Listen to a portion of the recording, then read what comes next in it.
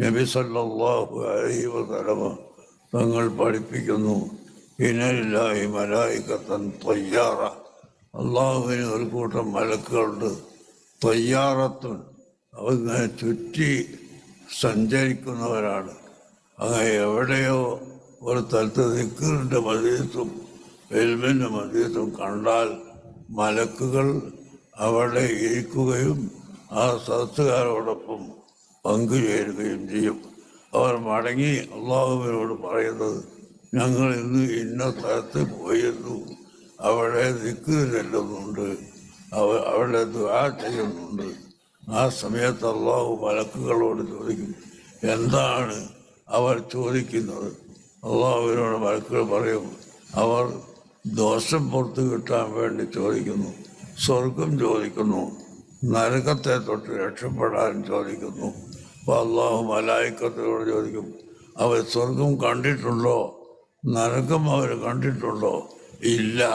കാണാതെ തന്നെ ഹബീബായ നബി സല്ലല്ലാഹു അലൈഹി വസല്ലം തങ്ങൾ പറഞ്ഞത് വിശ്വസിച്ചിട്ട് സ്വർഗവും നരകവും ഉണ്ട് എന്ന് മാത്രമല്ല മഖ്ലൂഖത്താനി, അത് രണ്ടും ഇപ്പോൾ തന്നെ പടത്തി വെച്ചിട്ടുണ്ട്. പക്ഷേ നരകത്തിലേക്ക് ഒരാളെ കൊണ്ടുപോകുമ്പോൾ അവനവിടെ ചെന്നിട്ട് അത് തുറക്കും, അവൻ്റെ റൂമ്. സ്വർഗത്തിൻ്റെത് അങ്ങനെയല്ല. വസീഖല്ലദീന തഖൗ റബ്ബഹും ഇലൽ ജന്ന, അള്ളാഹുവിന് തഖ്വ ചെയ്ത ആളുകളെ കൊണ്ടുവരപ്പെടും. ഇലൽ ജന്ന, സ്വർഗത്തിലേക്ക് കൊണ്ടുവരപ്പെടും.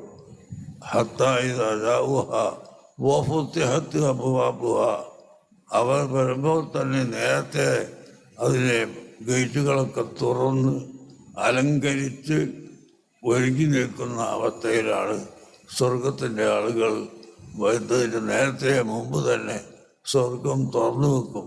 അവൻ്റെ വാതിലൊക്കെ തുറന്ന് അവൻ ഇരിക്കാനുള്ള സ്ഥലവും അവൻ വിശ്രമിക്കാനുള്ള സ്ഥലവും എല്ലാം മലക്കുകൾ കാണിച്ചു കൊടുക്കുന്നു. അതേസമയത്ത് വസീഖല്ലദീന കഫറു, കാഫിര്യങ്ങളെ കൊണ്ടുവരപ്പെടുമ്പോൾ ഹത്താ ഇദാ ജാഊഹാ ഫുത്തിഹത് അബ്വാബുഹാ, അവിടെ അവർ വരുമ്പോൾ തന്നെ തുറന്നു വെക്കുന്നതുമില്ല. അല്ലാഹു തആലാന്റെ അഫ്വ് ഒരു പക്ഷേ കിട്ടിയെങ്കിലോ ചില ദോഷികൾക്ക് അവരുടെ ജീവിതത്തിൽ ചെയ്ത എന്തെങ്കിലും ഒരു വലിയ നന്മയുടെ പേരിൽ അല്ലാഹു തആല എല്ലാ ദോഷങ്ങളും പുറത്തു കൊടുത്തിട്ട് അവരെ നരകത്തിലേക്ക് കടത്താതെ അല്ലാഹു സുബ്ഹാനഹു വ തആല സ്വർഗത്തിലേക്ക് കടത്തും.